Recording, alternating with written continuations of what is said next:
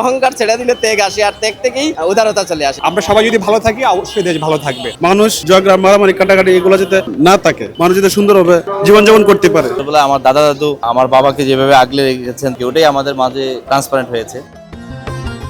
মনের যে পশুত্ব, মনের যে খারাপ দিকগুলো সেটাকে দূরীভূত করে দেওয়া, কোরবানির এটাই হচ্ছে মূল মাহাত্ম্য। সেটাই আমরা চেষ্টা করছি। আল্লাহ আমাদের সেই চাওয়াটাকে, সেই চেষ্টাটাকে কবুল করে নিক, সেটাই চাওয়া।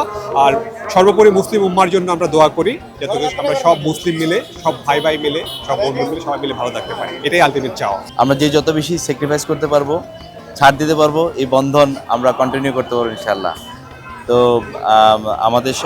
আমার ফ্যামিলিতে, আমার আব্বার ফ্যামিলিতে এটা আমাদের খুব বেশি, আমরা এক ভাই অন্য ভাইয়ের প্রতি বেশি স্যাক্রিফাইস, ভালোবাসার যে বন্ধনটা, রক্তের বন্ধন আমরা ধরে রাখছি ইনশাল্লাহ।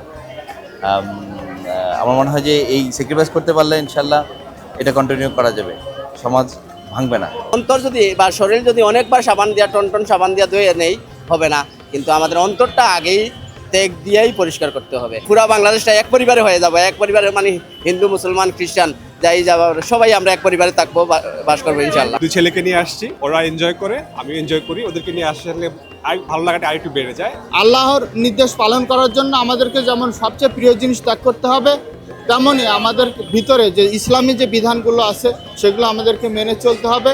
এবং আমরা সমাজে যদি এই সাম্যবাদ, ইসলামের যে ন্যায়পরায়ণতা, এটা যদি আমরা প্রতিষ্ঠা করতে পারি, তাহলে আমাদের সমাজ, রাষ্ট্র এবং ইসলামী বিশ্ব এগিয়ে যাবে এবং সবাই পারস্পরিক সৌহার্দ্যভাবে আপনার যে ঈদ উদযাপন করছে, এটা খুব ভালো লাগছে যে সবাই একটি শান্তির পরিবেশে একটা ঈদ উদযাপন করতে পারতেছে।